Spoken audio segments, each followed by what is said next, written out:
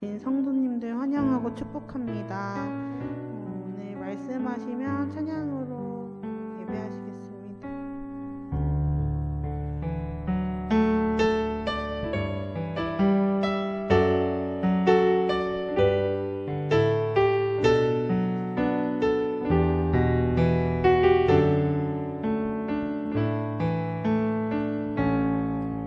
주님 말씀하시면 내가 나가리다. 주님 뜻이 아니면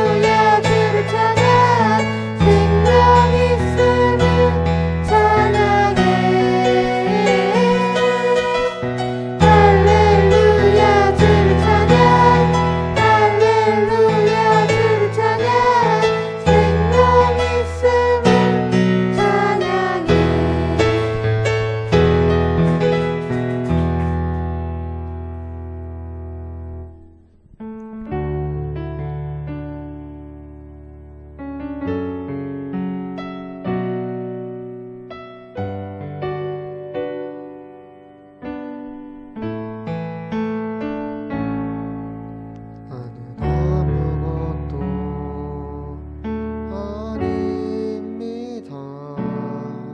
주님의 사랑이 없으면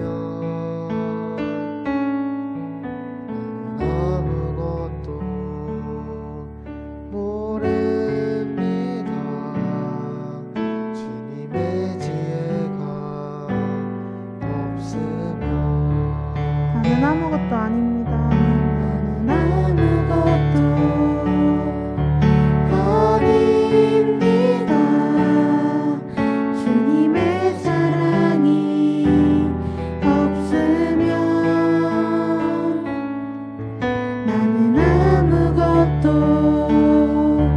모릅니다. 주님의 지혜가 없으면 나는 아무것도 못합니다. 나는 아무것도 못합니다. 주님의 능력이 없으면 나는 한순간도 못 삽니다. 주님의 생명이 없으면 이제 내가 사는 것 아니요. 그리스도 내 안에 사시니 오직 그의 생명이 나의 생명, 나의 모든 날들도 주의 것. 나는 오직 한 분 바랍니다. 나의 아버지, 나의 구원, 나의 주.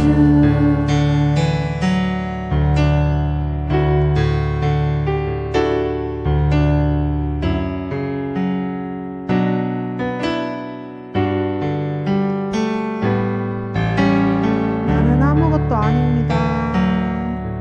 나는 아무것도 아닙니다. 주님의 사랑이 없으면 나는 아무것도 모릅니다. 주님의 지혜가 없으면 나는 아무것도 못합니다. 나는 아무것도 못합니다. 주님의 능력이 없으면 나는 한순간도 못 삽니다. 주님의 생명이 없으면 이제 내가 사는 것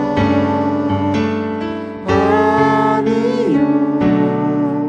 그리스도 내 안에 사시니 오직 그의 생명이 나의 생명, 나의 모든 날들도 주의 것. 이제 내가 사는 것 아니요. 이제 내가 사는 것 아니요. 그리스도 내 안에 사시니 오직 그의 생명이 나의 생명, 나의 모든 날들도 주의 것. 나는 오직 한 분 바랍니다. 나의 아버지, 나의 구원, 나의 주. 나는 오직 한 분 바랍니다. 나는 오직 한 분 바랍니다. 나의 아버지, 나의 구원, 나의 주.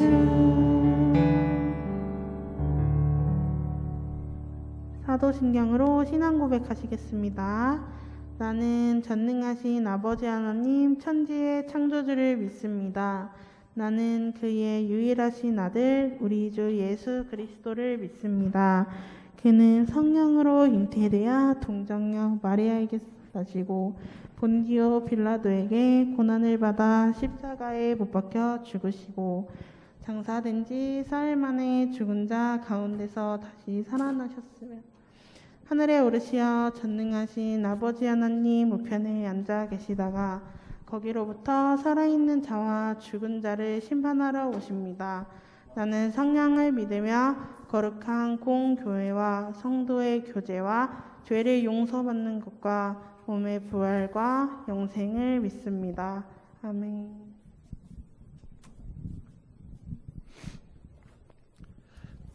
사랑의 주님 감사합니다. 오늘도 이렇게 좋은 날 주셔서 주님 전에 나와 예배드리고 찬송 드릴 수 있도록 지켜주신 감사합니다. 부족한 저희를 택하사 자녀로 삼아주시고 주님의 부활의 피로 죄사함을 받을 수 있게 해주신 은혜에 늘 감사합니다. 세상은 어지럽고 시대는 갈수록 험난하나 주 예수 그리스도를 믿는 저희들은 중심을 잘 잡고 믿음 안에서 기도하며 분별력 있는 삶을 살아갈 수 있도록 지혜 주시옵소서. 모든 영광을 주님께 드리며 예수님 이름으로 기도드립니다. 아멘.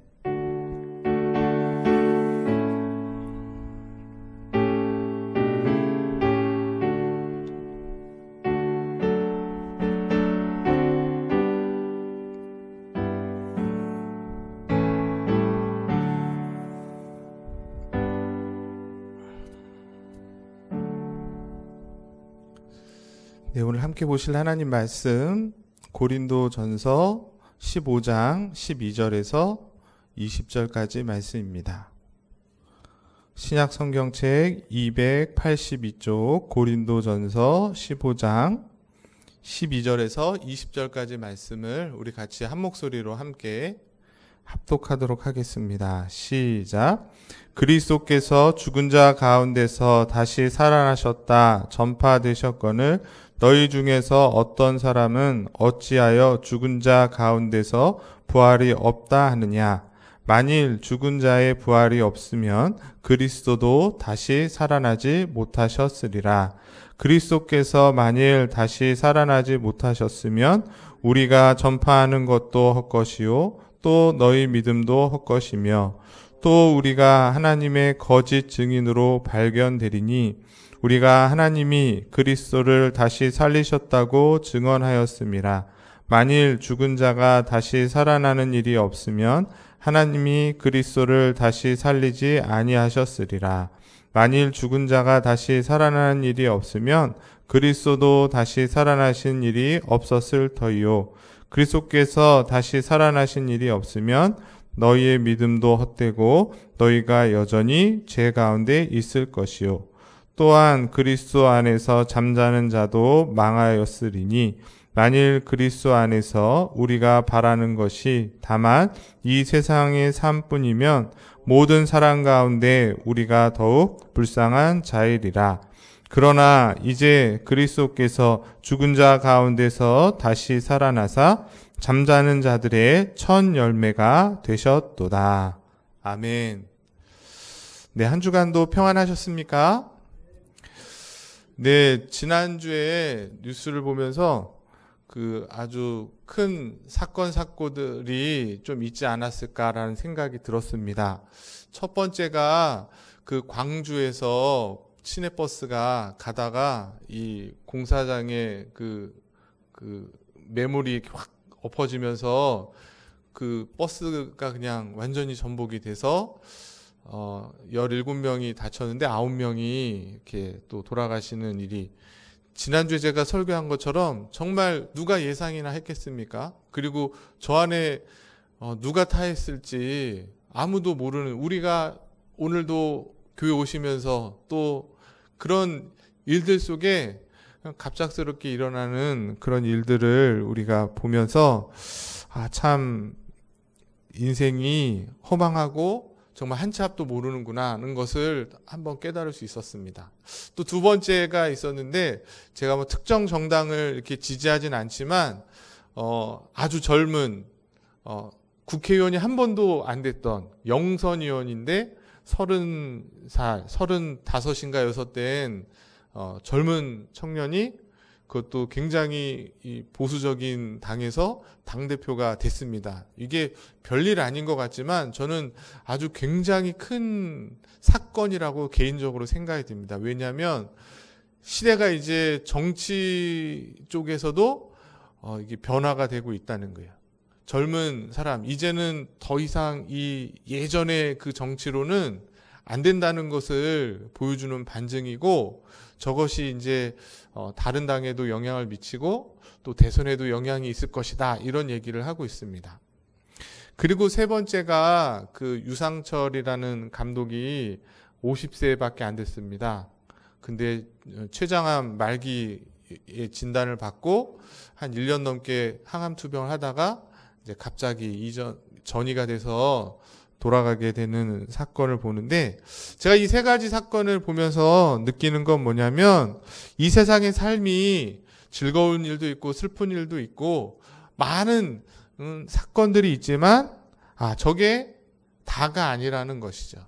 이 땅의 삶이 이런 삶으로 끝나는 것이 아니라 우리는 그 이후의 삶이 있다. 죽음 이후에 삶이 있는데 바로 영원한 천국과 영원한 지옥이 있다는 것을 우리가 기억해야 되지 않을까라는 생각을 해보게 됐습니다. 그런데 이 땅을 살면서 어떤 사람은 죽음을 맛보지 않고 천국에 가봤다는 사람들이 종종 있습니다. 제가 이렇게 조사를 해보니까 2011년에 미국의 저기 조그만 한 소년이 3분 동안 천국을 갔다 왔다는 거예요. 그래서 책을 냈고 그 책을 소재로 해서 14년도에 영화가 만들어져서 많은 사람들이 보게 됐는데, 요즘은 뭐 그런 얘기가 없지만 우리 어르신들 같은 경우에 보면 부흥회 가면 꼭 나오는 것 중에 하나가 천국에 가본 이야기, 그리고 또 그게 많이 유행하니까 지옥에 가본 이야기, 뭐 이런 이야기들을 우리가 듣고 또 그렇게 보게 되는데요. 말씀드리고 싶은 건 여러분이 천국에 대해서 어떻게 생각하고 계시냐는 거예요. 천국을 생각은 하고 계십니까? 천국은 있을까요? 없을까요? 는 얘기조차도 이제는 무의미한 시대가 됐어요. 그냥 천국, 내세, 부활에는 관심이 없고 이 땅에서 어떻게 하면 더 잘 먹고 잘 살 수 있을까가 중점이 되는 그런 시대에 살고 있지만, 성경은 분명히 천국이 있다고 말하고 있고, 기독교 신앙에 있어서 이 천국에 대한 소망, 이 부활에 대한 신앙이 굉장히 중요하다는 것입니다. 우리 신앙과 믿음에 있어서 너무너무 중요한 부분이다. 그래서 천국을 이야기하려면 그 전에 뭐가 있어야 될까요? 천국을 이야기하려면 천국 이전에 우리가 부활해야 되는 부활이 있는 것이, 그리고 부활한 사람들이 하나님 앞에서, 예수님 앞에서 심판을 받아서 천국을 가고 지옥을 간다. 이렇게 이야기가 진행이 되는 것 같습니다. 그래서 오늘 본문 말씀을 통해서 먼저 부활이 무엇인지, 부활에 대해서 같이 생각을 해보고, 그 다음에 이제 마지막 심판과 천국까지 이렇게 생각을 해보려고 합니다. 성경에서 부활과 관련된 말씀이 많이 있지만 가장 집중적이고 구체적으로 자세하게 설명해주고 있는 본문이 오늘 우리가 읽은 고린도전서 15장입니다. 그래서 1절부터 쭉 다 읽어야 되지만 시간이 없어서 12절부터 읽었는데 1절부터 11절까지는 그리스도의 부활에 대해서 설명을 해요. 주님이 어떻게 부활하셨는지. 그리고 12절부터 34절은 그 주님의 부활로 힘입어서 이제 죽은 자들의 부활이 어떻게 될 것인지. 그리고 35절부터는 그 죽은 자의 부활 가운데 특별히 몸의 부활, 우리의 몸이 어떻게 부활할 것인가를 설명해 주고 있습니다. 오늘은 그 12절 말씀부터 읽었는데 죽은 자의 부활에 대한 말씀이죠. 이 본문을 세 부분으로 나눌 수가 있어요. 첫 번째는 12절부터 13절에 죽은 자의 부활을 부정하는 자가 있더라. 오늘날도 그렇고 성경이 기록된 시대도 그렇고 많은 사람들이 이 부활을 부정하고 있다는 것이에요. 무슨 말이에요? 죽으면 끝이다. 죽고 난 후에는 아무것도 없다고 생각하는 사람이 세상의 거의 대부분의 사람들입니다. 예수 믿지 않는 대부분의 사람들은 죽음이 끝이라고 생각한다는 거예요. 그러나 성경은 죽음 이후에는 반드시 부활이 있다는 것입니다. 그 부활의 증거가 뭐겠어요? 그 부활의 강력한 증거가 다른 것이 아니라 내가 천국을 가봤다. 내가 죽었다가 살아났다. 이러한 세상에 이런 일에 나오는 그 이야기가 증거가 아니라 바로 예수님께서 부활의 가장 강력한 증거라는 것입니다. 예수님이 인간의 몸을 입고 오셔서 이제 십자가에서 죽으시고 3일째 되는 날에 다시 살아나셨어요. 이 말은 예수님이 부활하셨기 때문에 죽은 자들도 부활하게 된다는 것이에요. 그리고 더 중요한 것은 믿는 자만 부활하는 것이 아니라 믿지 않는 자들도 부활한다는 거예요. 그래서 기독교 신앙에 있어서 큰 기둥이 있다 그랬어요. 복음에 큰 기둥이 있다 그랬어요. 첫 번째 기둥은 뭐예요? 예수님이 십자가에서 죽으셨다는 십자가의 죽으심이 기독교의 한 기둥이라면 또 다른 큰 기둥은 그 예수님께서 십자가에서 죽으신 것으로 끝나신 것이 아니라 부활하셨다는 것까지 믿어야 된다 그랬어요. 이 두 가지를 다 믿을 때 온전한 믿음입니다. 한 가지만 믿으면 안 되는 것이. 두 가지를 다 믿어야 되는데 왜 이 두 가지를 다 믿어야 되는가? 예수님이 십자가의 죽으심으로 인해서 우리가 어떻게 된 거죠? 구원함을 받게 된 거예요. 우리가 계속 배우지만 내가 노력하고 내가 열심을 내서 구원받는 것이 아니라 예수님이 나를 대신해서 십자가에 죽으셨기 때문에 우리가 죄사함을 받고 구원을 받게 되는 근거예요. 그리고 예수님이 부활하셨음으로 인하여서 우리에게 주어지는 게 뭐예요? 바로 영원한 생명. 예수님이 부활하심으로 우리가 천국을 소망할 수 있게 됐기 때문에 우리는 예수를 믿는다, 신앙이 있다, 믿음이 있다 했을 때는 예수님의 십자가의 죽으심과 부활하심을 다 믿어야 된다는 것입니다. 그리고 두 번째로 이 예수님의 부활이 정말 중요한 이유는 14절부터 계속 말하지만 예수님의 부활이 없으면 우리의 부활도 없기 때문에, 그리고 죽음 이후에 아무것도 없기 때문에, 그러나 예수님이 부활하셨기 때문에 우리는 죽음 이후에 대해서 생각할 수 있고, 오늘 성경에서는 뭐라고 말하고 있어요? 예수님의 부활이 없다면 우리의 신앙이 헛된 것이다. 우리의 믿음은 헛된 것이 된다. 이렇게 말하고 있는 것입니다.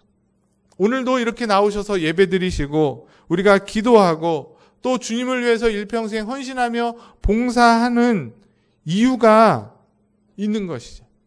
부활이 없다면, 죽음 이후에 아무것도 없다면 우리는 우리의 신앙생활은 필요가 없는 것이죠. 아무 의미가 없지만, 그래서 보통 세상 사람들은 어떻게 하는 거예요? 주님의 부활을 믿지 않기 때문에, 죽음 이후에 대한 그 사후에 대한 생각이 없기 때문에 그냥 사는 거예요. 그냥 한 번 온 인생, 그냥 자기 하고 싶은 대로, 자기 누리고 싶은 대로 그렇게 먹고 마시며 살다가 죽으면 돼, 이렇게 생각하기 때문에 그들이 그렇게 살아가는 것이죠. 그러나 우리에게 있어서 부활은 분명히 있다. 주님이 다시 오시는, 재림하시는 그날 죽은 자도 부활하고 산 자는 어떻게 된다고 말해요?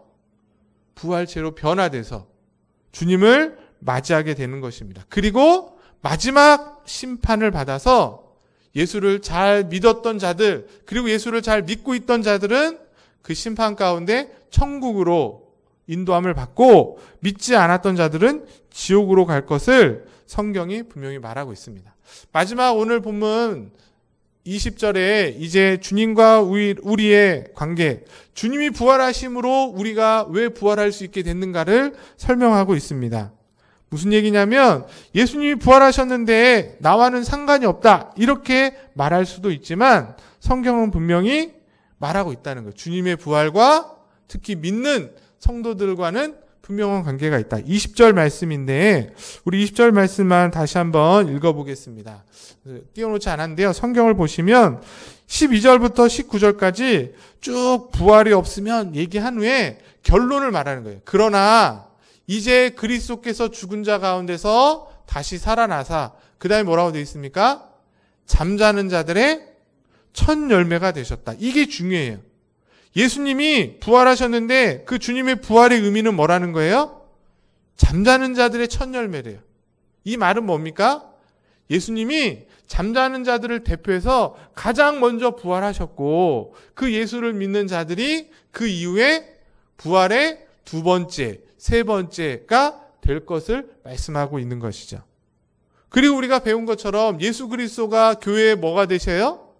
머리가 되시고 저와 여러분들이 교회의 지체가 된다 그랬어요.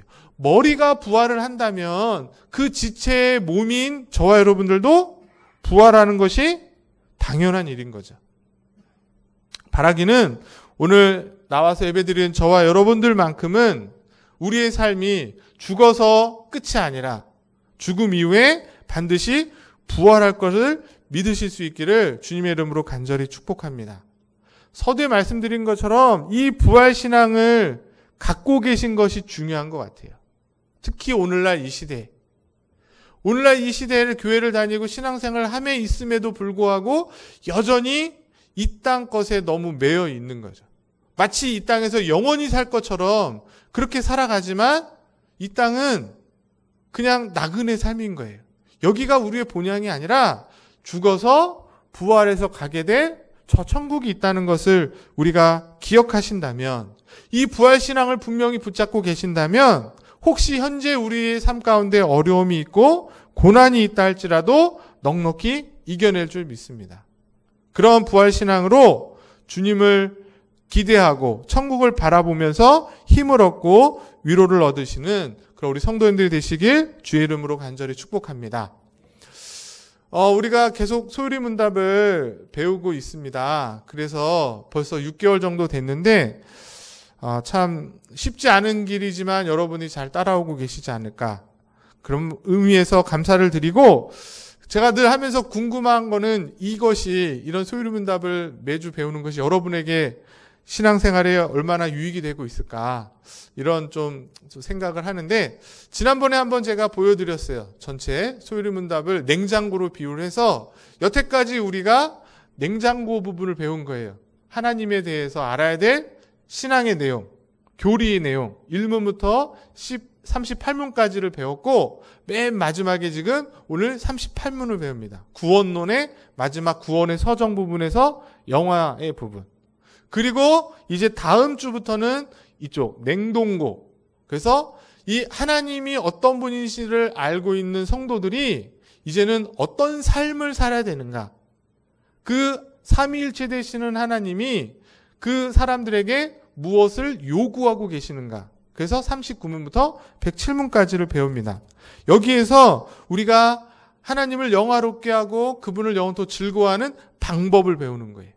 그 구체적인 것이 바로 뭐냐면 10계명, 그 다음에 은혜의 수단으로 우리에게 주신 말씀이 무엇이고 기도가 무엇인지, 성례가 무엇인지, 그리고 맨 마지막에 주기도문, 주님이 가르친 그 기도문을 통해서 인간이 마땅히 하나님 앞에서 어떻게 살아가야 될지를 배우게 될 것입니다. 다음 주부터 배우게 되는데 끝까지 잘 배우셔서 여러분들이 어떤 세상의 잘못된 그런 가르침에도 흔들리지 않는 그런 우리 원당제일교회가 되었으면 좋겠습니다. 자, 오늘 이제 38문을 배우는데 그동안 우리가 앞부분에 구원의 서정을 배우면서 칭의, 양자, 성화를 배웠어요. 그거의 유익들이 무엇인가 이렇게 소율문답에 표현하고 있습니다. 근데 놀라운 것은 어떻게 표현이 됐냐면 그리스도를 통해서 칭의가 되고 양자가 되고 성화가 되어서 우리가 그리스도로부터 받는 유익이 있다. 그게 36문에서는 이 땅에서의 유익 뭐였어요? 믿음이 증가하고 성령을 통해서 마음의 기쁨을 얻고 평안을 얻고 그리스도의 사랑에서 끊어지지 않는다는 확신을 갖는다. 걸 배웠고 죽을 때도 우리에게 유익이 있다. 그냥 죽음으로서 끝나는 것이나 죽음으로 인해서 지난주에 우리가 뭘 배웠습니까? 우리의 영혼이 어떻게 된다 그랬어요? 그냥 없어지는 것이 아니라 구천을 떠도는 것이 아니라 우리는 예수를 믿었기 때문에 낙원에서 우리의 영혼은 안식을 누리며 하나님 앞에 기뻐한다 그랬어요. 그리고 우리의 육체는 어떻게 된다 그랬습니까? 무덤에서 쉬는 것, 그것이 죽을 때의 유익이라는 거예요. 그리고 오늘 마지막 세 번째로 부활할 때에도 그리스도께서 얻게 되는 유익이 있다는 겁니다. 다시 말씀드리지만 예수를 믿는다는 것, 그리스도 안에 있다는 것이 얼마나 큰 유익이 우리 가운데 많이 있는지 몰라요. 이 땅을 살면서도 죽을 때에도 부활할 때에도 얻게 되는 유익이다. 오늘은 그러면 그리스도가 부활할 때 신자들이 부활할 때 그리스도로부터 받게 되는 유익이 뭔가? 부활할 때 부활하는 거예요. 어떻게 되는가? 답을 같이 읽어보겠습니다. 시작. 신자는 부활할 때 영광 중에 다시 살아나서 심판날에 공개적으로 인정되며 무죄 선고를 받고 영원토록 하나님을 즐거워하는 완전한 행복한 상태가 됩니다. 언제? 부활할 때. 저거는 다 되는 것이 아니라 신자들만 누리는 유익이라는 거예요. 그리스도 안에 있는 자들에게만 부활할 때 주시는 유익이다. 계속 말씀드리죠. 우리는 부활을 믿어요. 믿으시죠? 믿으셔야 됩니다. 다른 건 못 믿어도 난 죽어서 끝이야 가 아니라 죽으면 반드시 부활한다. 그래서 주님 앞에서 저런 복을 누린다. 그렇게 우리가 믿으셔야 될 것입니다. 이걸 이제 세 가지로 이제 살펴보도록 하겠습니다. 부활 때의 유익. 첫 번째는 영광 중에 다시 일어난다. 영광 중에 다시. 두 번째, 심판날에, 그러니까 부활하고 난 다음에 끝나는 것이 아니라 다 심판을 받는 거예요. 그런데 믿는 자들은 그 심판이 어떤 심판인 거예요? 너는 이제 죄가 없어. 이제 하나님의 자녀라는 인정을 받고, 그리고 난 후에 이제 하나님 앞에서 영원토록 영생 복락을 누릴 것을 말씀하고 있어요. 첫 번째, 영광 중에 다시 일어난다 말씀하고 있는데요. 오늘 소율이 문답 우리가 지난주에 37문을 배웠지만 신자가 죽으면 어떻게 된다 그랬습니까? 영혼은 낙원에서 하나님과 함께 기쁨 가운데 있고 육체는 어떻게 된다 했어요? 썩어져서 무덤에 또는 장사진에서 썩어지지만 쉬고 있는 것, 안식을 누리는 것으로 말하고 있어요. 그러니까 영혼은 깨어있지만 육체는 깨어있지 않은 것이죠. 썩어진 것이죠. 그런데 어떻게 되는 거예요? 주님이 다시 오시면 주님과 함께 부활을 하는데 낙원에 있던 그 영혼과 썩어져서 없어졌던 육체가 다시금 살아나서 두 개가 합쳐진다는 거예요. 이걸 뭐라 그래요? 부활체라고 하는 거예요. 그러니까 우리는 부활할 때 그냥 우리 영혼만 부활하는 것이 아니라 분명히 육체도 함께 부활한다. 왜? 아까 전에 말씀에 살펴본 것처럼 예수님처럼 똑같이 부활해야 되는 거예요. 예수님이 어떻게 부활하셨습니까? 영혼만 부활하신 게 아니에요. 그분의 육체도 부활하셔서 그 손에 못자국이 있었어요. 제자들에게 만져보라고 하잖아요. 마찬가지로 저와 여러분들은 영혼만 영광 가운데 들어가는 것이 아니라 부활할 때 육체도 함께 영광 가운데 들어갈 것을 말씀하고 있습니다. 그래서 고린도전서 우리가 읽지 않았지만 15장 43절에 우리의 육체가 반드시 부활할 것을 말하고 있어요. 같이 한번 읽어보겠습니다. 43절입니다. 시작. 욕된 것으로 심고 영광스러운 것으로 다시 살아나며 악한 것으로 심고 강한 것으로 다시 살아나. 뭐가 살아난다는 거예요? 육체가. 우리의 육체가 이 땅에 있을 때는 욕된 것이죠.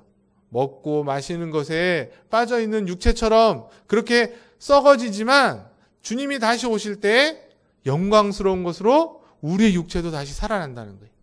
우리의 육체도 다시 살아나서 영혼과 합쳐져 부활체가 된다. 그러면 이런 말씀을 드리면 누군가가 그래요. 그러면 우리가 부활했을 때 우리의 육체도 영혼도 합쳐서 부활체가 되는데 그런 우리의 모습, 그 육체를 갖고 있는 모습은 어떤 모습일까? 궁금하지 않습니까? 네? 10대 때의 모습일까? 20대의 모습일까? 뭐 성령 전의 모습일까? 성령 후의 모습일까? 좀 고민되지 않습니까?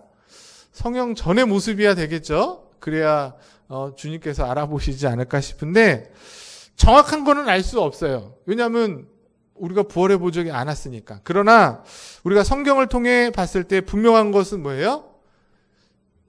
죽기 전에 있었던 우리의 몸이지만 장애가 있거나 연약한 모습이 아니라 그것보다는 훨씬 더 강하고 온전하고 아름다운 모습일 것이다.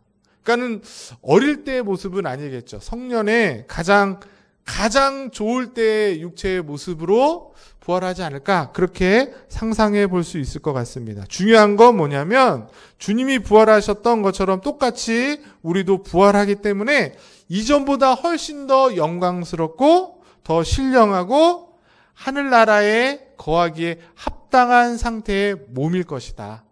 우리가 그렇게 생각할 수 있을 것입니다. 그래서 43절 다음에 44절에 이런 말씀이 있어요. 또 한번 같이 읽어볼게요. 시작. 육의 몸으로 심고 신령한 몸으로 다시 살아나나니 육의 몸이 있은즉 또 영의 몸도 있느니라. 그러니까 말이 어렵지만 쉬운 얘기예요. 예전에 부활하기 전에 모습도 분명히 있지만 영적인 몸으로서 영광스럽게 변화돼서 육체를 가지고 천국에 거하게 될 것을 말하고 있습니다. 두 번째로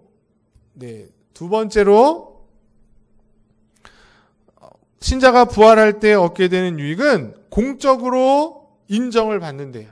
그리고 무죄라고, 너는 죄가 없다라는 선언을 주님으로부터 받게 될 것을 말하고 있습니다. 성경 마태복음에 나와 있는데요. 또 한번 같이 읽어보겠습니다. 마태복음 10장 32절입니다. 시작. 누구든지 사람 앞에서 나를 시인하면 나도 하늘에 계신 내 아버지 앞에서 그를 시인할 것이요. 무슨 얘기예요? 신자가 부활할 때 예수님이 재림하시는데 그럴 때 하나님 앞에서 예수님이 저희들을 어떻게 하신다고요? 시인해 주시겠다. 인정해 주시겠다고 말하는 것이에요. 이 땅을 살면서 우리가 그동안 예수 믿는 자로서 받았던 어떤 중상모략과 비방, 그리고 우리가 지었던 죄로 인해서 사단이 우리를 조롱하는 그 모든 것들로부터 주님께서 너는 내 것이고 너는 더 이상 죄가 없다라고 하나님 앞에서 인정을 받게 된다는 것이에요. 이게 얼마나 중요한지 모릅니다. 왜 그래요? 오늘날 이 시대에 저와 여러분들이 믿음을 가지고 말씀대로 열심히 살아갈 때에 세상 사람들이 여러분들을 인정해 주나요? 아, 그래, 넌 정말 잘하고 있어. 아, 나는 그렇게 못 살아도 그렇게 사는 너의 모습은 정말 훌륭해. 그렇게 인정받습니까? 인정받지 못합니다. 오히려 신앙을 지키고 믿음을 지키는 사람을 보고 오늘날 세상 사람들이 뭐라고 말해요? 고집스럽고 융통성이 없고 처세술을 모르고 그래서 손해보는 사람으로 그렇게 여겨지고 있습니다. 저를 보면서 막 주변 사람들이 막 혀를 찹니다. 맞죠? 어떻게 그렇게 사냐? 그렇게 살아서 어떻게 하려고 그러냐? 그런 대접과 그런 대우를 받아서 우리가 정말 이렇게 사는 게 맞는가? 막 고민되고 갈등이 되지만 부활해서 저 천국에 갔을 때 마지막 최후의 심판 앞에서 주님께서는 뭐라고 말씀하신다는 거예요? 잘했다.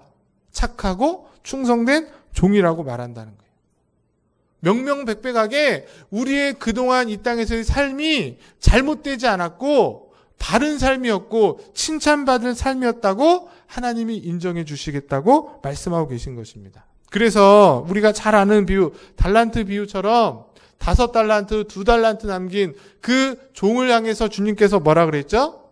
착하고 충성된 종아, 네가 작은 일에 충성하였기에 이 많은 것을 준다고 하면서 뭐라고 그래요? 맨 마지막에 나의 즐거움에 함께 참여할 자라고 인정해 주시는 것처럼 저와 여러분들이 이 땅에서 믿음을 지키며 살아갈 때 부활하여 주님 앞에서 이런 인정과 이런 칭찬을 받게 되는 줄 믿습니다.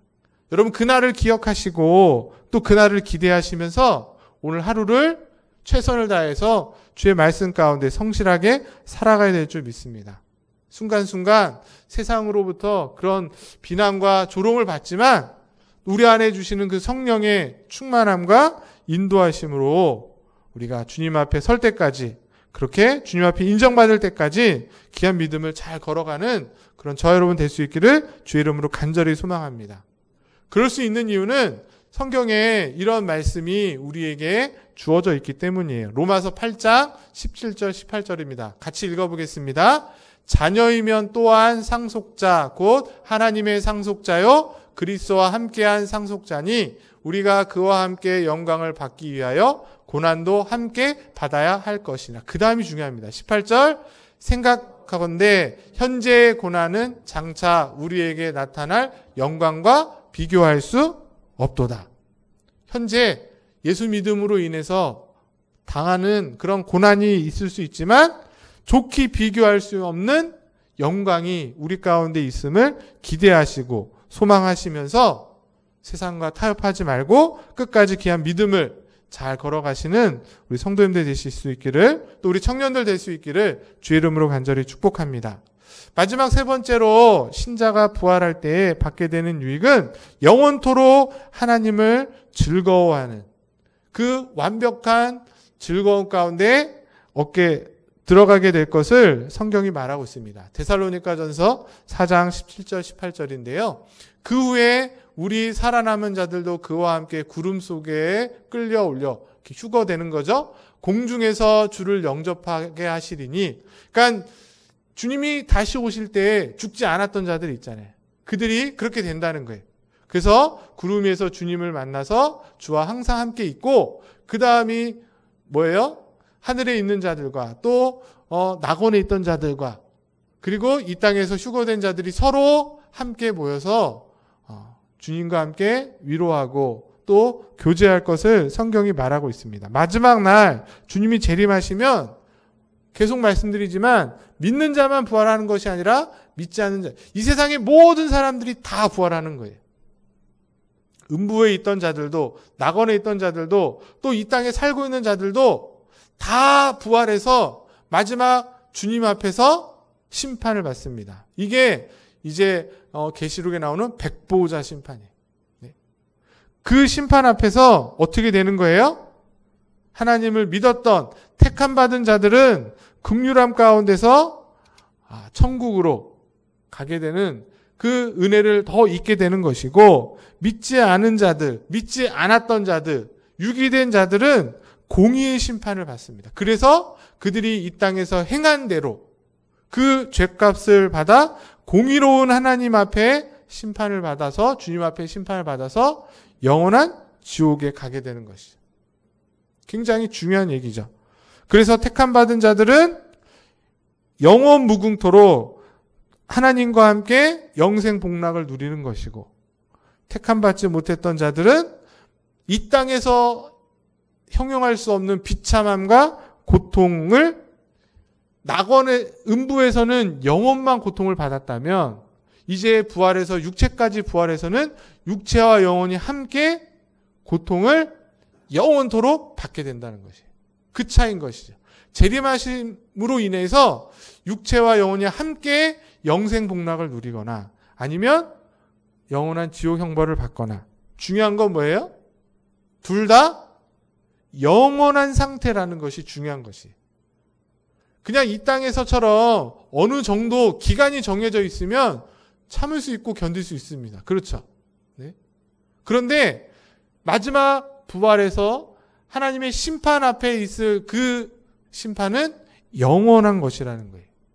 영원토록 천국에서 영생 복락을 누리든가 아니면 영원토록 지옥에서 고통을 받던가, 그 두 가지의 갈림길이 마지막 부활 후에 심판에 있다는 것입니다.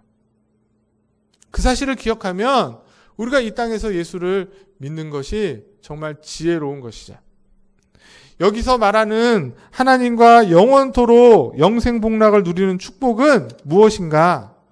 그래서 옛날에 부흥에서 말한 것처럼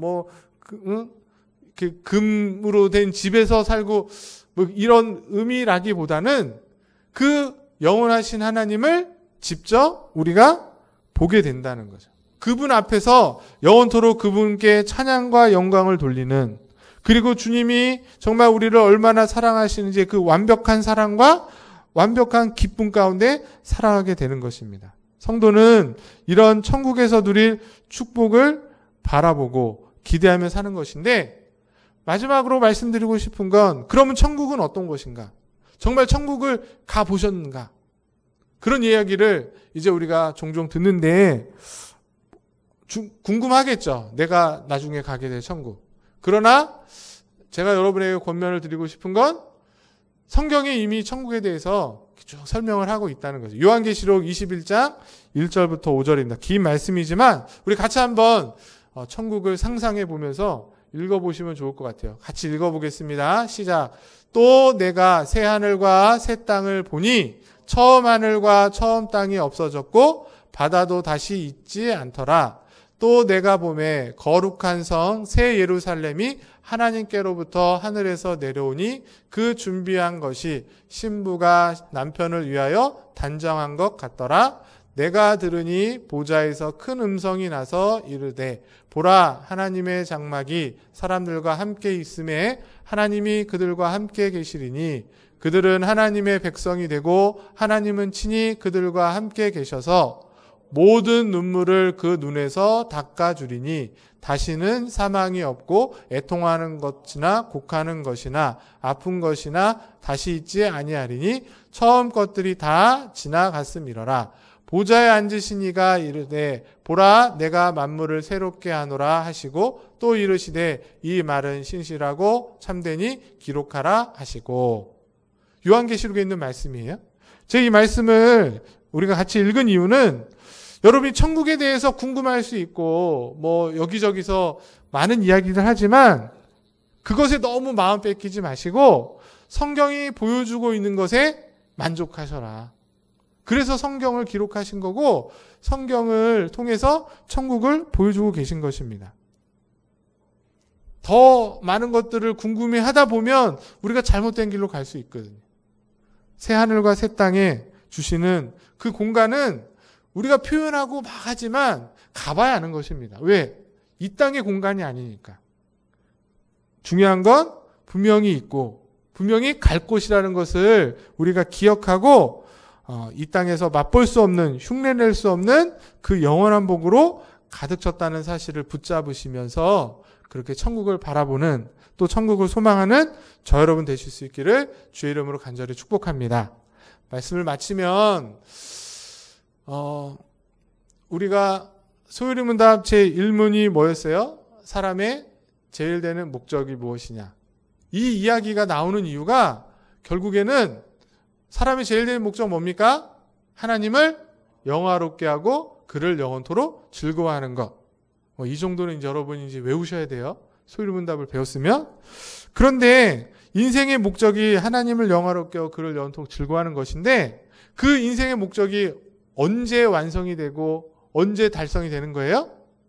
천국에 가서라는 거예요. 그래서 천국에 가서 그 하나님을 보면서 영원토록 즐거워하고 영원토록 기뻐하게 되는 것입니다. 무슨 얘기예요? 그렇기 때문에 우리가 부활을 소망하면서, 저 천국을 소망하면서 하루하루 살아가야 된다. 천국을 소망하고 부활을 소망하는 자는 이 땅에서도 주님을 보면서 하루하루 즐거워하고 기뻐하며 찬양하며 살아갈 수 있다는 거예요.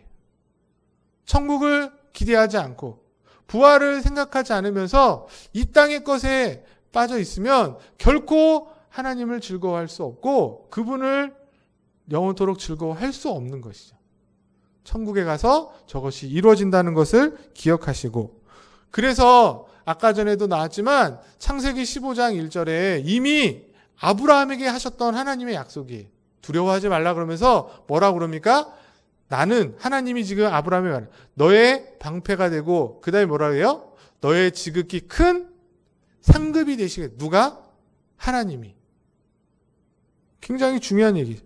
바로 이 말씀이 성취되어서 우리가 지금도 그렇게 살아가고 있고 저 천국에서 우리의 상급 되시는 하나님을 찬양하며 살아가게 되는 줄 믿습니다. 여러분 이 믿음을 가지셔야 세상 사람들을 부러워하지 않는 거예요. 이 땅의 세상 사람들을 부러워하면 여러분 지는 것이에요. 자꾸 부러워지죠. 지는 거예요. 이 땅 것을 보면서 나도 저렇게 좋은 집에 좋은 차에 좋은 옷에 저렇게 살고 싶은데 지는 겁니다. 그것보다 하나님이 우리의 상급이 되시겠다고 말하고 있어요. 하나님이 이 세상 만물을 창조하신 하나님이 우리의 상급이 되신다면, 그리고 그 하나님이 저 천국에서 영원토록 그분과 살아갈 것을 생각하신다면 우리가 이 땅에서 그 누구보다도 훨씬 더 행복한 자로 살아가게 되는 줄 믿습니다. 그 모습을 여러분이 보이실 수 있어야 되는 거예요. 그런 성도들이 마지막 시편 16편 11절 같은 고백을 하게 됩니다. 뭐라고 고백해요? 주께서 생명의 길을 내게 보이시리니 주의 앞에 충만한 기쁨이 있고 주의 오른손에 뭐가 있다? 영원한 즐거움이 있느니라. 이 귀한 고백이 저와 여러분들의 고백이 되셔서 이 땅을 살면서도 우리의 목적이 하나님을 영화롭게 하고 그분을 영원토록 즐거워하는 것이구나 는 것으로 끝나지 않고 그런 삶을 사시고 그런 삶이 저 천국에도 보장되어 있음을 기대하시면서 그렇게 살아가는 그런 귀한 은혜가 한 주간 가운데도 저 여러분 가운데 있게 되기를 주님의 이름으로 간절히 축복합니다. 기도하겠습니다. 사랑과 은혜가 풍성하신 하나님 아버지, 오늘도 우리에게 귀한 말씀으로 은혜 주시고 또 위로해 주시니 감사를 드립니다. 이 땅을 살 때에 하루하루가 성도로 사는 것이, 믿음을 지키며 사는 것이 어쩌면 너무도 버겁고 힘든 일이지만 부활을 소망하고 마지막 하나님의 선하신 은혜의 심판 가운데 우리가 저 천국에서 하나님과 영원토록 참된 즐거움 속에 살아갈 것을 기대하고 또 소망하며 우리가 힘을 얻고 위로를 얻는 그런 귀한 시간 되게 하여 주시옵소서. 바라기는 매 순간순간마다 이 귀한 은혜가, 이 귀한 위로가 우리 가운데 풍성하여서 우리의 삶을 정말 주 앞에 맡기며 세상을 바라보지 않고 귀한 믿음 잃지 않고 끝까지 굳세게 하나님 자녀로 살아가는 그런 귀한 성도들 되게 하여 주시옵소서. 그래서 저 천국에서 우리 원당 제일교회 모든 성도들과 또 우리 청년들을 기쁘게 만나는 그런 귀한 은혜 주실 것을 믿고 소망하며 존귀하신 예수 그리스도 이름으로 기도드립니다. 내게 있는 모든 것을 1절 3절 찬양하시면서 봉헌하시겠습니다.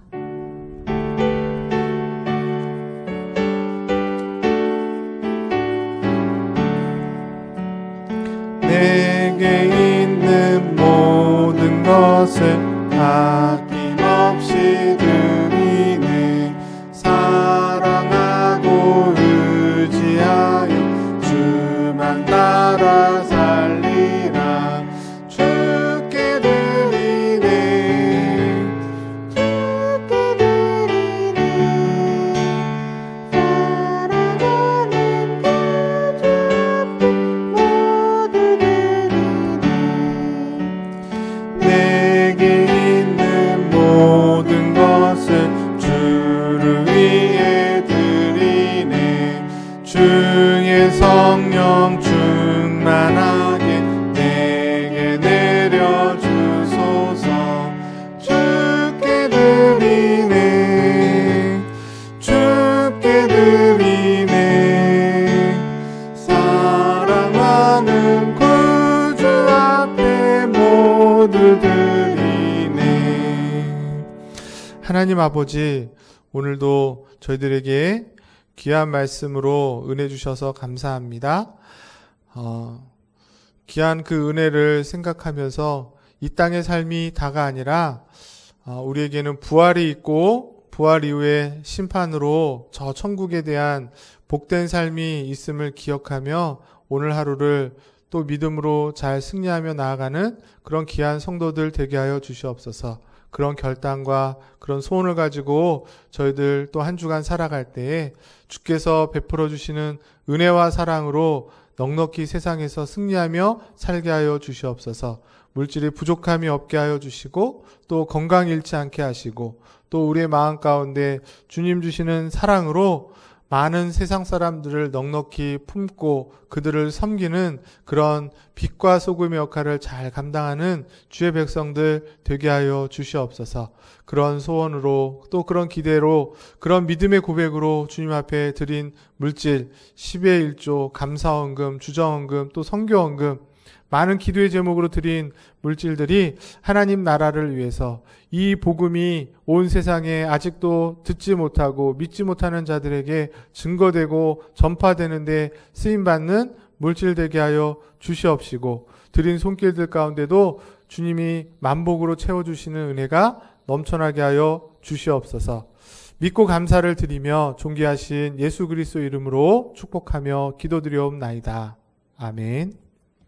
네, 교회 소식 주보를 참고해 주시고 6월은 영성의 달, 성령 충만의 달입니다. 그리고 코로나로 인해서 계속 비대면으로 예배 드리고 있습니다. 위에서 기도해 주시고 들어오실 때 보면 이렇게 초콜릿이 있는데 우리 담임 목사님께서 준비해 주셨습니다. 우리 성도님들 가시면서 한 사람당 하나씩, 가정이 아니라 한 사람당 하나씩 꼭 가져가시라고 이렇게 말씀해 주셨습니다.